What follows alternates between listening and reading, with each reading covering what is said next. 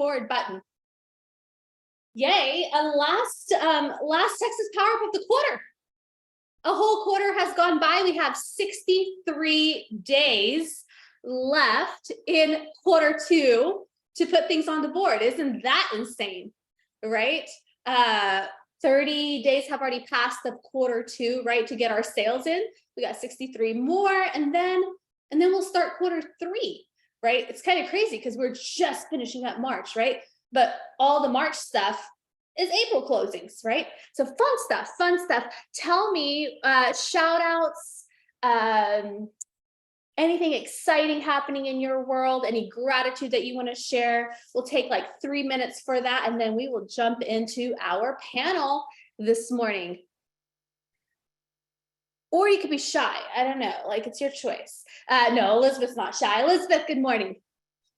Hello, everybody. We already said this a couple of days ago on our team, but I wanted to again express my gratitude to Michael. He has been with me for 1 whole year and changed my life. Even like little things he does. Like when I get to the office, my coffee's on the desk. I don't even have to like leave the desk to make coffee in the morning. It's like ready to go. He gets like water for me, and like those things are just like small things, but like they have made a world of difference. And of course in business, he's amazing.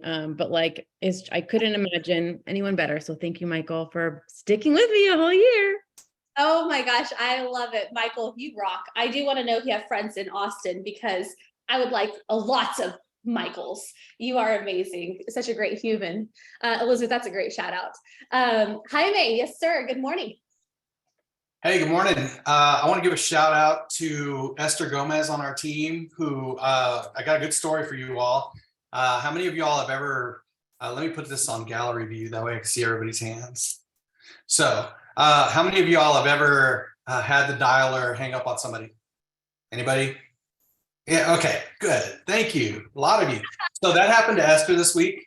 And in the client or the expired seller text her saying, I can't believe you hung up on me. You were calling me and you hung up on me. And Esther, if I'm getting it wrong, I'm sorry. But then Esther ended up calling back to apologize. And then, one thing led to another. And then she invited Esther to, there was like a 2-hour block where agents were going to be able to go over there and look at the house. And she was totally against relisting. And it got to the point where the seller said that she was from California. Esther said she was from California. They built a rapport, and that listing is going active today. So even when something like that happens, Esther, thank you for just showing grit and determination on there. So very proud of you. Love that. That's such a good shout out. And Esther, way to go. You have been hustling. Speaking of, I have a couple of shout outs of people that have been hustling and some of the lead gen lovers.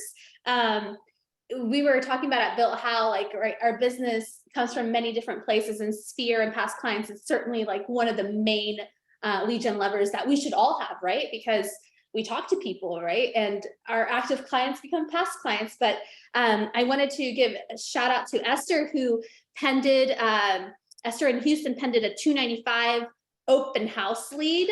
And then she also, I think she penned another 260 open house lead. Like there's like lots of things happening for Esther, like a 355 expired listing. Akash in Austin penned a withdrawn and expireds are out there. 570,000. Louisa took a new buyer from Brevity Leads, 400,000 in our market. 400,000 that's a good starting point. I like that. Charlie took an expired listing at 435. And Joseph Madrid, he's my last shout out this morning. He started with us, gosh, Joseph, I don't know, like it might be a year and a half now. One of his very first type of calls, like first few weeks, was circle prospecting. You guys remember that launch phase where you're circle prospecting? And he connected with a buyer. And here we are a year and a half later, guys, and they are getting ready to pen on their Taylor house. So it happens, like we're not looking for the next transaction. I mean, we always are, obviously, right? Because I mean, how many people need money to pay bills? Like, am I the only one? Okay, you guys do too. Cool, awesome. Like, it's good to have your next transaction but the goal is to have a pipeline of people that we can help in the future. So I love that. San Antonio, Mr. Brandon, going to you. Hey, what's up? So a couple shout outs. One to Annabelle on our team. She's in launch right now. Got her first pending last week while we were at Built How. So shout out to her. And it was a fourplex. That was her first pending ever. And then she's also been hustling through the pond, and know that she's at least signed one more person from our buyer pond. So she's getting after it. And then a shout out to Genesis. She's the newest agent partner on our team. She started in office for the first day yesterday. Also, fun fact about her and her family have a restaurant business as well. And so if you're ever in the area and you're looking for some good food, hit her up. And then shout out to Tamala right now. She has 9 pendings. She started the year off pretty strong, and she has that from a couple different places in her lead gen levers. And then overall, just a shout out to, I think, everyone on the team for the last 30 days has had multiple pendings, listings, or at least one closing. And after starting February a little slow, they've definitely rebounded back into activities, back into conversion, and I'm real excited for where the second quarter is going for them. I love that. I love that. Man, we're not like the market is the market. The market will always be the market, guys, whether it's up, down, in the middle, right? Like we got to buy into our goals, right? Like that's what we got to buy into, not into like the mindset of the market. Love that. Love seeing you guys crush it over there, San Antonio. Michaela, wrap up. Hey, I just wanted to shout out some awesome people on my team real quick. I am currently about to put an offer in on my second home in like 370 days, just putting an offer in on my second place. And I needed rental comps, and I am unlicensed. MLS scares me. And so Jen Smith and DJ Mack were just like right there in the same second saying like, hey, this is what we're working with. They both sent me their long comp sheets, and it was so helpful, and I feel so very prepared and blessed to have those people in my life. So yeah, kind of exciting. Oh, very exciting. Are you kidding me? I love that. I love that. I love when we are just delivering the dream of homeownership to ourselves. That's fun. Great job, Michaela and BJ and Jen. Well, on that topic, I'm going to go ahead and start spotlighting our panelists this morning. So we have, I call them like the spectacular 7. We have 7 people who were like, yes, I want to share what I'm implementing, right? And so I am going to go ahead, give you like 2 seconds to spotlight, because I feel, oh, you get to go, oh, look at you. Add spotlight. Let's just add a couple more. All 7 of you, add spotlight. You guys got on early, so like I can find you fast. It's the other ones that's going to take me a second. There we go. Miss Kyla, add spotlight. And then, just Miss Memo. Boom, boom, boom. On that topic, I want to share with you guys while I'm getting everybody up here and going. Memo, I was talking to Memo and I was talking to our team. Memo last year, first quarter, closed 3 deals. This quarter, this year, first quarter, he closed 8 deals. His income is up 112%. So pretty awesome. We're always buying into our goals, not into the market, right? So that is a really good example of it. Let me count my people. 1, 2, 3, 4, 5, 6, 7. Oh my gosh, we got them. And as we're beginning to talk to our people this morning, remember, this weekend is a big weekend. What's this weekend? Anybody remember? Open House Blitz. Yes, Open House Blitz. So I saw Jordan Davis's team. They were already like on our happy page and talking about how many they were doing. So like, y'all, this is gonna be a great weekend to get some open houses and make some noise, and it'll be so much fun. So if you haven't scheduled open houses or totally forgot about it, it's okay. It's only Thursday. You can still do it. Place Nation across almost the world, maybe Canada's doing it too, I'm not sure, but definitely the US. It'll be really fun to see all the open houses that we do.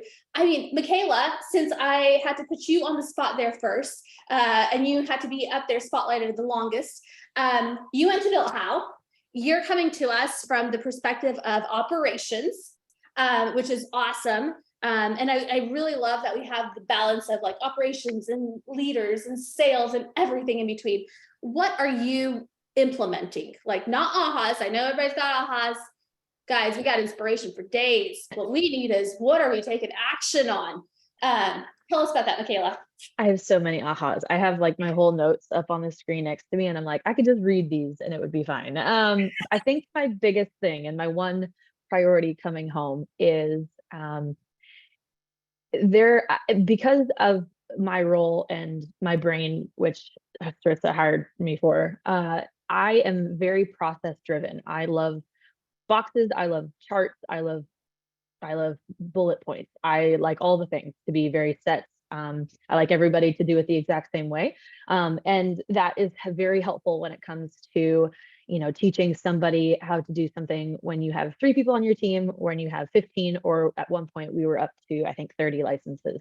And so, because of what I do, that makes sense, right? But when I was listening to Will, mispronouncing his last, Guidara, there we go. He is my favorite person. We all read the book before going out there. But my biggest takeaway and implementation is that just because you have always done something one way doesn't mean it can't be adapted. We all know that every real estate agent on this group in place across the world is very different. And so, one process for one person might not work for another person. And so kind of just learning to adapt to what's best for the group as a whole, to the individual, to the client, kind of more on a micro level. Just because it hasn't always been done one way doesn't mean it can't be changed and adapted for what's best now, especially with the market changing and everything. So that's kind of my goal heading into the rest of the year is, yes, it's great to have a framework for what I do in my position, onboarding and marketing and all this other stuff. But it kind of like have it in the back of my brain with a grain of salt. Is this what's best for the individual person at this time, as a team, et cetera? I love that. I was talking to Ben about this years ago as we were building our team, because models are important, right? Like waking up in the morning and like having a routine of some kind, whether it's our health, whether it's our children, whatever it is, right? And we were talking about 80% model, 20% individualized, right?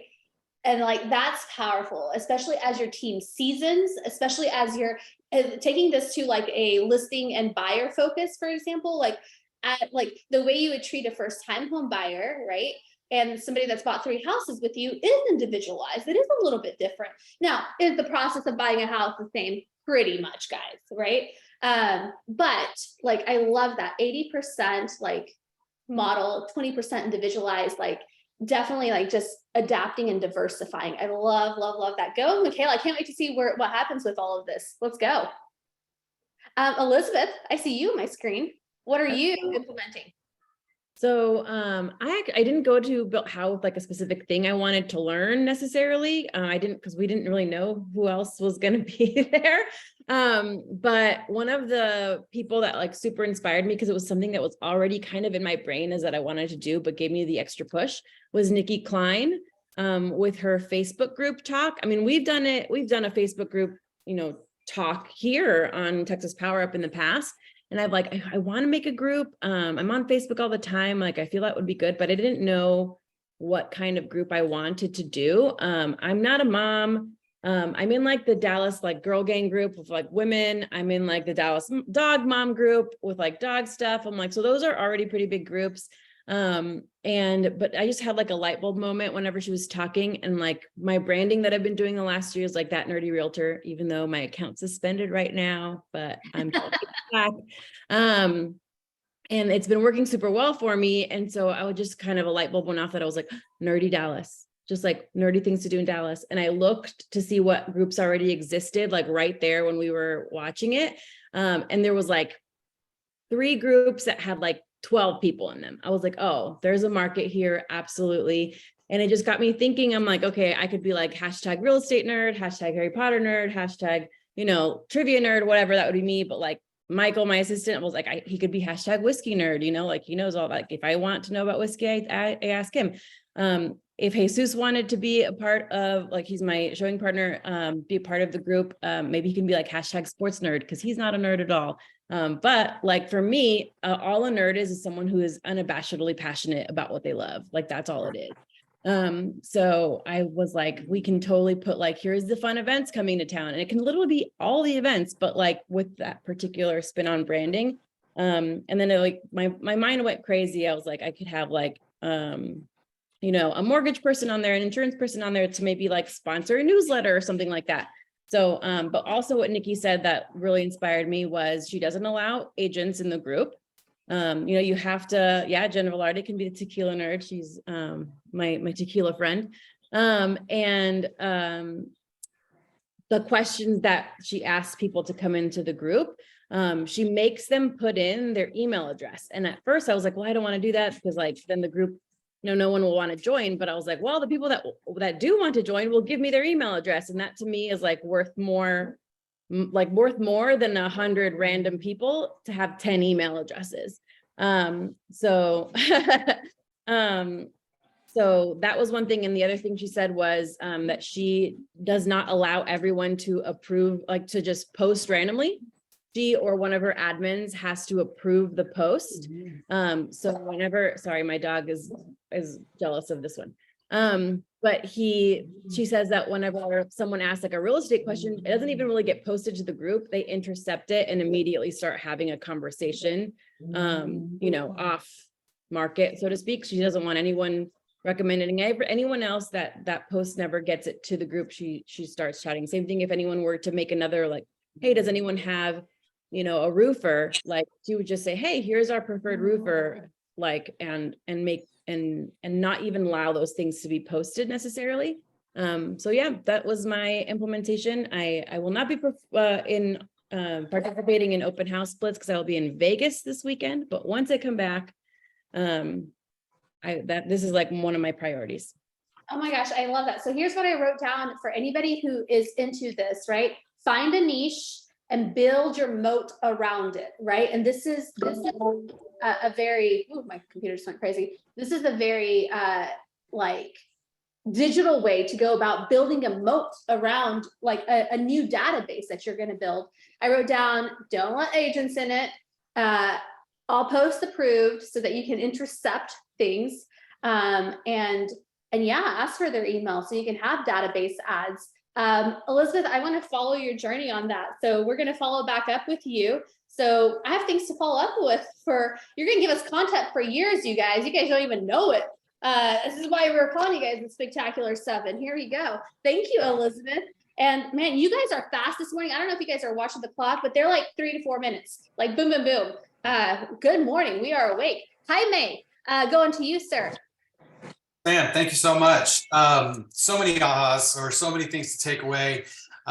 So Brian Gubernick was up on stage a lot. And first thing I told Brian over the last week was he's gonna be my best friend and he doesn't even know it yet. So anyway, so thank you, Brian.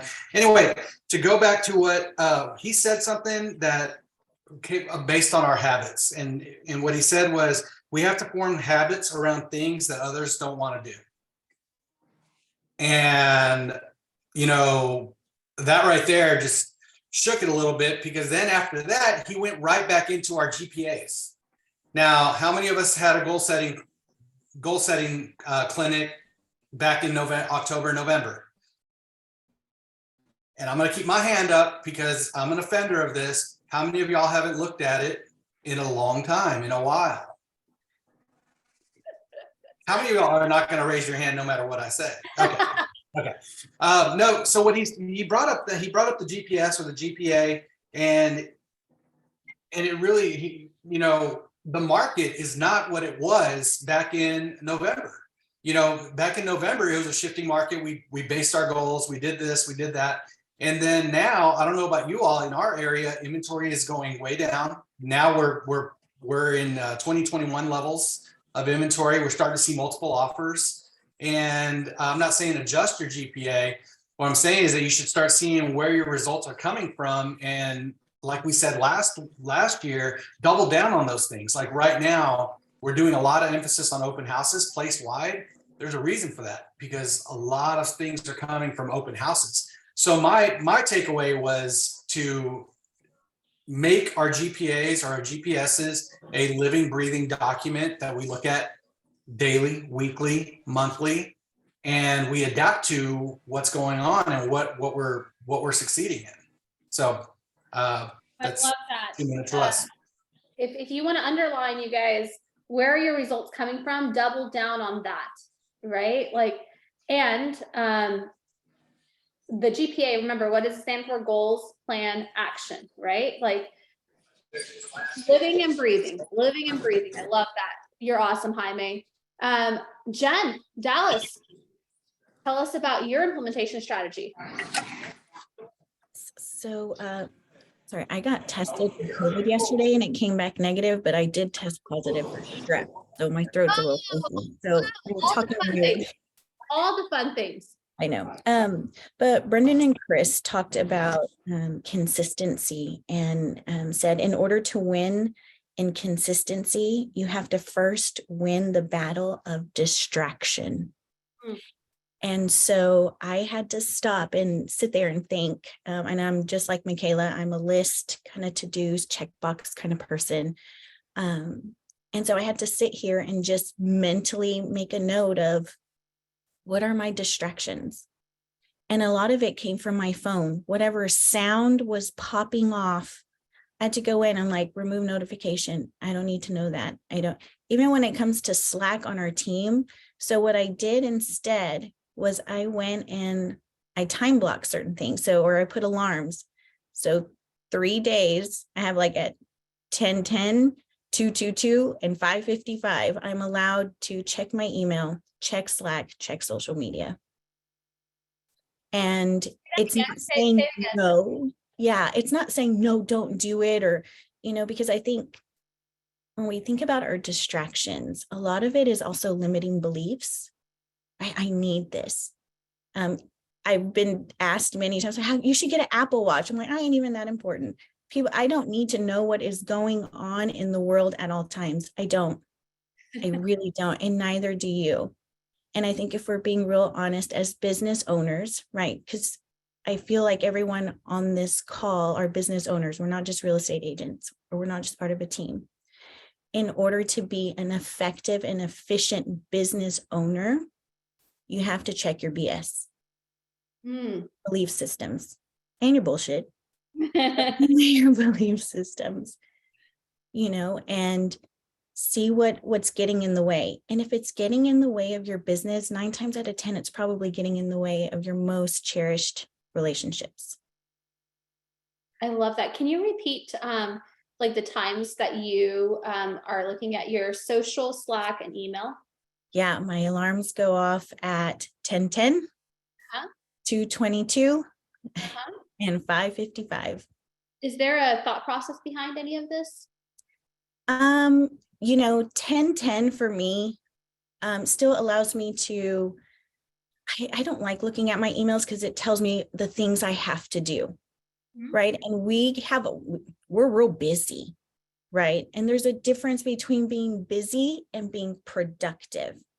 And they talked about revenue driving activity. What are you doing that's moving your needle from E to P, from entrepreneurial things you got to do, your busyness, into purposeful income driving activity?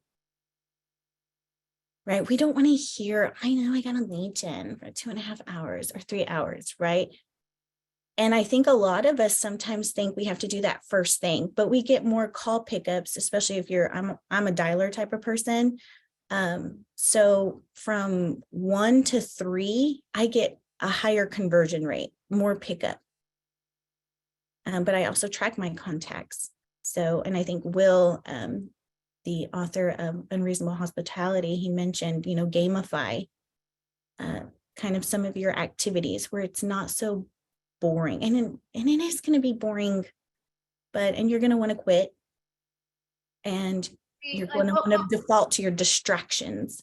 100%. One of the things that I remember writing down, and I'm butchering this, by the way, guys, amateurs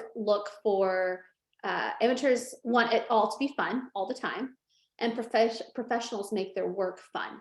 Yep. And you're making your work fun, right? Okay, so you said to win in consistency, you got to win the battle of distraction. And the filtering question for all of us, the action item takeaway is, what are my distractions? Because Jen found her distractions. Your distractions might be Jen's distractions, might be something else. Everybody's got distractions. We all do, right? She has her, like, she action packed it as, I'm going to check my Slack, email, and social 3 times a day versus every 30 seconds. And check your BS. BS, like, you know what that is, and also your belief system around things, right? And focus on that revenue driving activity to get from entrepreneurial to purposeful, because that's the only way you get to step up. Love that. Jen, I love that you showed up, even though your throat is like all sorts of messed up with strep, but you look good today, so we'll take it. Love it. Love it. Thank you, Jen. Kyla, San Antonio, tell us. Good morning. Thank you so much for allowing me to, get a chance to For speak. saying yes. I actually, when I was reading the email, I wasn't sure it was going to be a panel. If they were going to do like a list, I'm like, cool, I'm going to add it, but I'm here. So you were asking for what we were implementing as we came back. So there's 2 things that I started literally right away when we came back. And I had gone to the other Built How. I was inspired. I'm like, I want to be like Katie Centinella. She does like a bazillion dials. And, before you know it, you get distracted, you aren't consistent. So with this Built How at coaching, I was like, I really do need to implement something because I don't want to waste time. I don't want to waste money. Like, I'm going there for a reason, aside from networking as well. So I came back with 2 things. The first one is I'm starting small with 75 Brivity dials a day. I had started before going to Built How, and then coming back, I've been consistent with it. Some days are easier, some days are a little bit harder.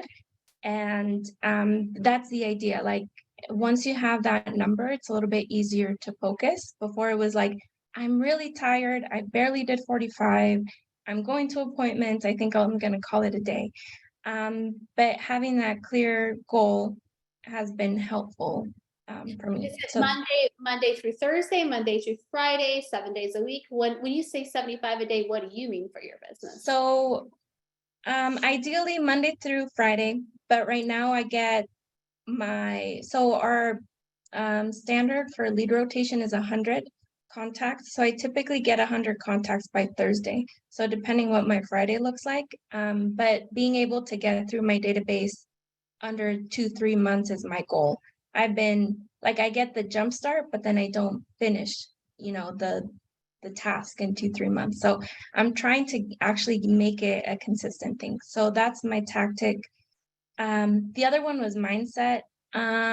This one was like really powerful for me. It's just when Jamie was on stage and then she was sharing that you have to like cheer yourself on, right?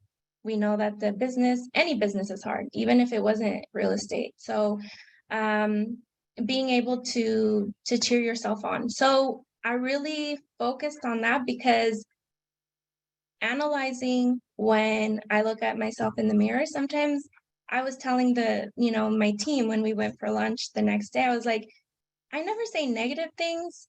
And I'm not like, oh, you suck, like, every day. Like, I'm not like that. But it was just very neutral, almost like silent. It's like, you're there. And so her saying that, I was like, cheering yourself on is so powerful. And so I've been doing that as well. And I was rooming with one of my teammates, Tamla, and she's just really awesome. And I was finding out like a lot of people already do that naturally. And I'm like, I think I'm missing out. A lot of people are doing this already because that's just in their nature. And I'm like, so that's something that I've been implementing because Brendan Burchard said, a lot of people want to use the excuse that, I'm a perfectionist. So then that's why I'm not hitting my goals, but it's because you're discouraged. And I'm like, well, I'm probably discouraged because I don't think that I can do it. Maybe I don't have the confidence. And like this to do has been helping. It's like, now I'm a little bit more, just focused, and it's been really life changing for me. So I just wanted to share that. I love that, Kyla, and such a good aha. Neutrality often leads to discouragement. It is an easier jump to discouragement than to inspiration, right? Neutrality is. So that is really good. Cheer yourself on, and that goes for everyone. Like it's not whether you're male, female, however you see yourself, like cheer yourself on is just like, that's just the building block of life. And you're right.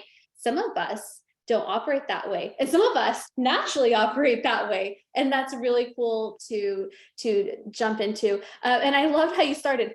So I'm gonna do 75 only. I'm gonna start with only 75 Brivity dials a day, and I'm thinking, boy, I'd like to see 75 Brivity dials a week sometimes. So you go, Kyla. I'm definitely gonna follow up with you and see how that is changing your business over the next 3 months. Yes, ma'am. And the reason I did 75 is because, like I said, last Built How, I wanted to be Katie Sentinel. I'm like, I'm gonna do it. And she does 150 a day. So it's like, I need to build up to that, but I need, like anything else, start small and then go up to that. But I contacted her and she's still doing 150 a day. I'm like, oh girl. But that's why I said only. No, I appreciate that. And sometimes when we hear words like, does anybody else have triggers just in general? Like it may not be about business, it could be personal, right? Everybody's got triggers. And if you don't, you're a perfect human. I need to know about you. I don't know that you exist, but all of us have triggers. Sometimes Brivity dials can be a trigger for some of you guys. Just replace that in your head with, how am I going to connect? What's my attempt to connect with people today? Is it Brivity dials? Is it Mojo dials? Am I networking today? Like, am I door knocking? Am I whatever you're doing? Like the name of the game is get out there and get into activity, right? And if you choose Brivity dials, it's highly modeled and it's, exactly what you're gonna get out of it, right? If you choose something else, like you might be the one building that model, but the point is get out there and do the work. It's not like, don't get triggered by Brivity dials, y'all. I know I saw some of your faces and you kind of just went away and I'm like, no, come back. Love that, Kyla. Okay, we're going to track your business. That's awesome. Memo, good morning. All right, Texas. Yeah, so I have a lot of notes on mindset and growth, especially, but I think that speaks more to our values and how we carry ourselves in the world. I think on a more practical level, I have some notes on wealth building and negotiating, which I'm very passionate about.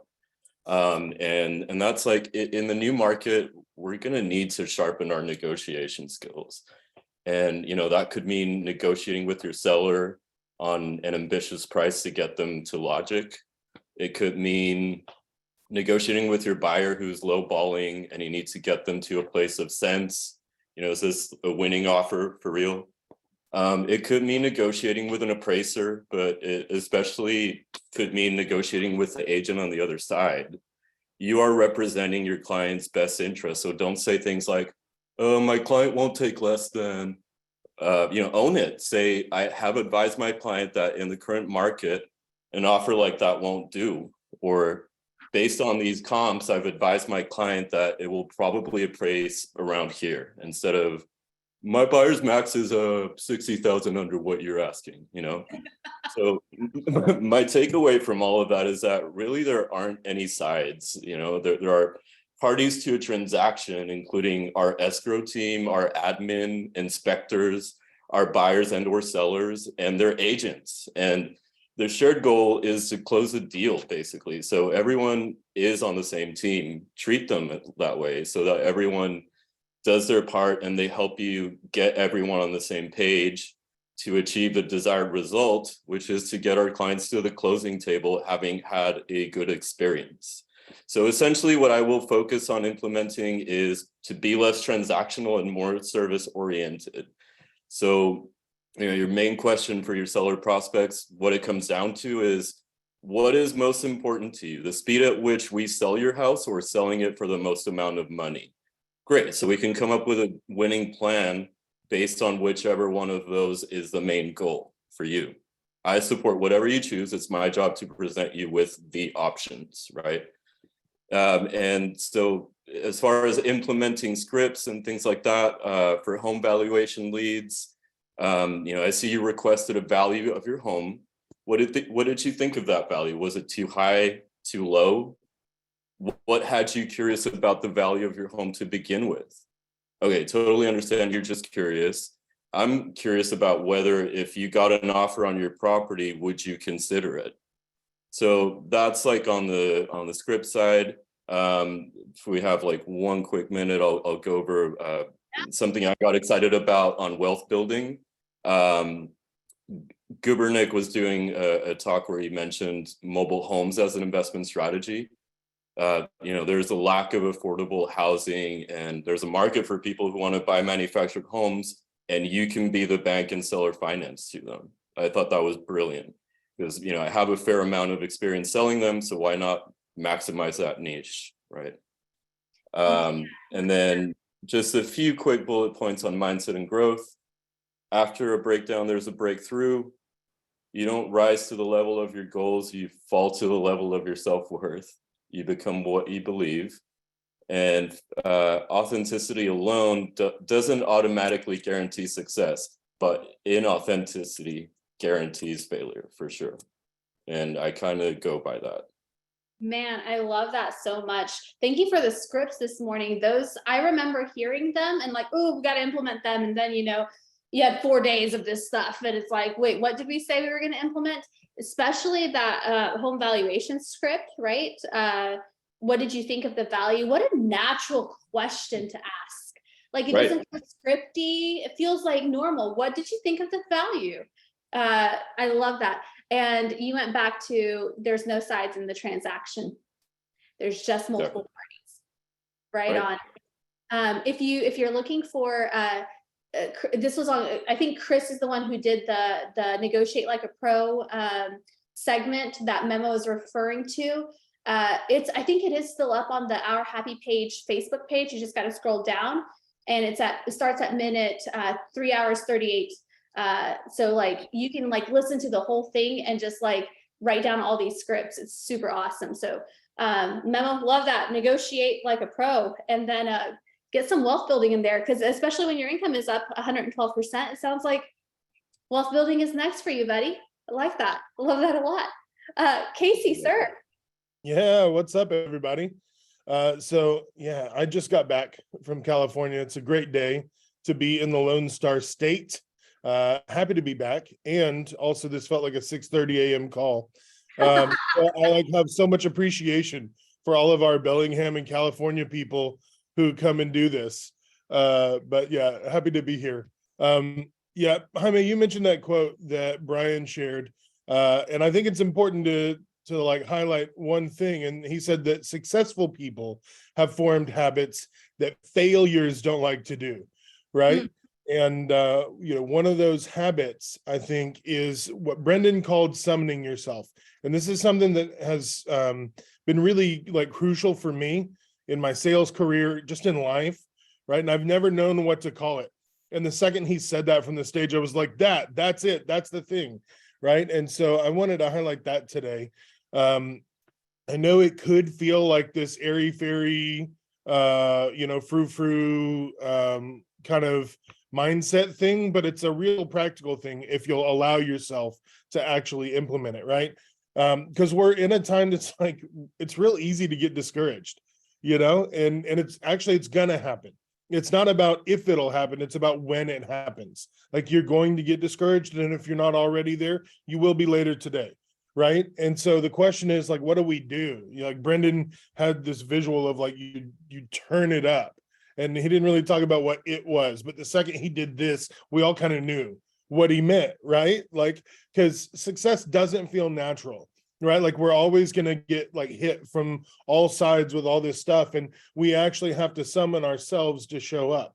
And, I think as I was reflecting on this and getting ready, I think this is where like fake it till you make it comes from, right? It's like, you just show up and be the person that your client needs in this situation, or show up and be the person that your family needs in this situation. And then eventually you will be that person, right? I You like know, that. Be the person that is needed in that situation. exactly, right? You don't have to fake it, but you do have to summon it. So I wanted to give like a couple practical examples of what I mean by this. And I like built out a whole bunch of stuff, like how do we do it and all this. Like we could get real granular with this, but some practical examples. Let's say you're making calls, right? We all feel reluctance, right? We've got fear. You're already telling yourself some story about why this doesn't work in your head before you even make the first call, right? But you need to summon the business owner who brings value and is calling to fulfill a promise, right? Like when we're making follow-up calls, you think, oh my gosh, they don't want to hear from me. I just called them last month. What am I going to say? Right? But the bottom line is you told them you were going to call. You told them you were going to follow up, and you're the person who does what they say they're going to do.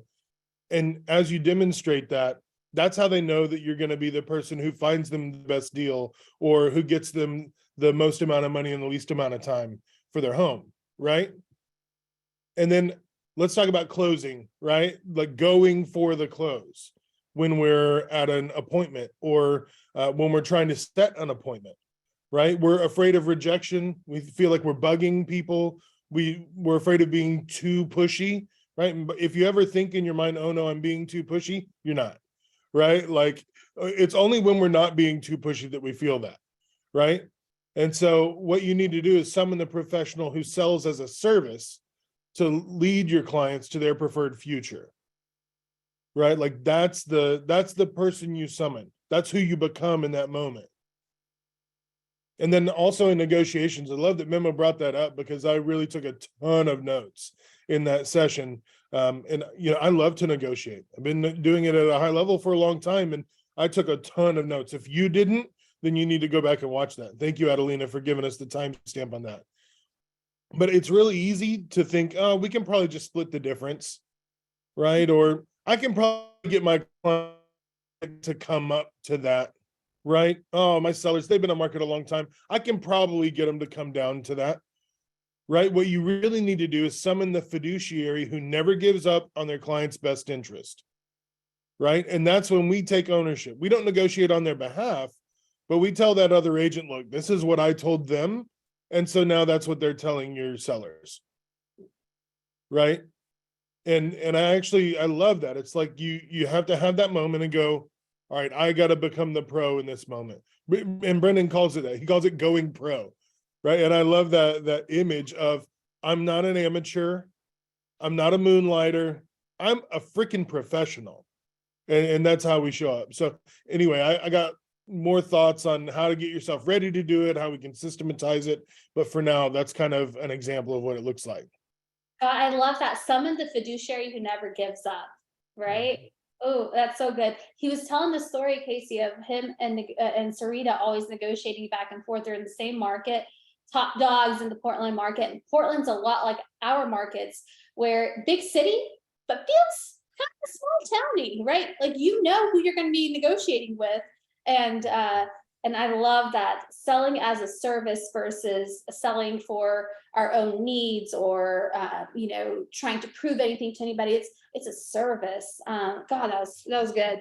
That was good. Be the person that is needed in those moments, right? I like that a whole lot better than fake it till you make it, right?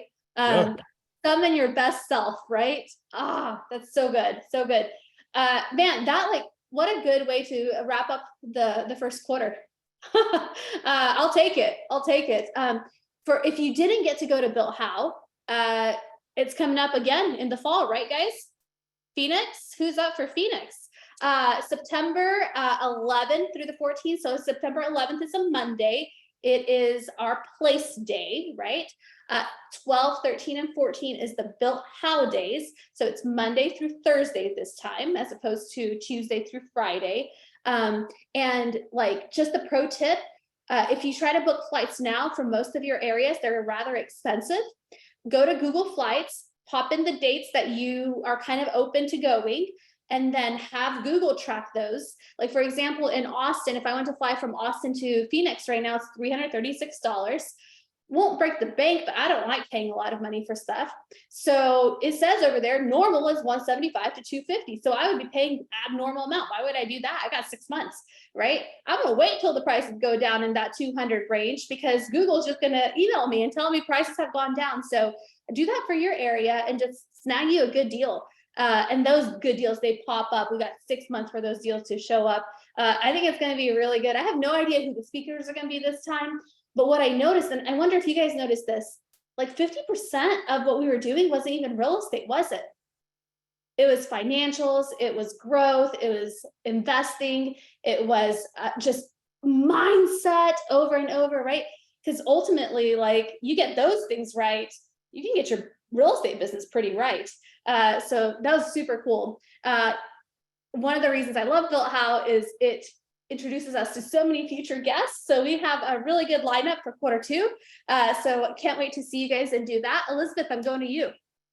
I just wanted to tell you guys, as a networker, as someone who loves networking, Built How, because it's not super real estate related all the time, it's a great thing to invite other business owners to, and especially if they're not in your market and they're already in your world. Like, one of my best friends is in California. She owns an insurance agency, an Allstate insurance agency. And I wanted her to come to Palm Springs. Dates didn't work, but Phoenix is still, not that far. So I'm just wanting to be, say, hey, I think Ben would let me give her a half off ticket, right? So I'm like, I think I can get you a discounted ticket if you want to come down.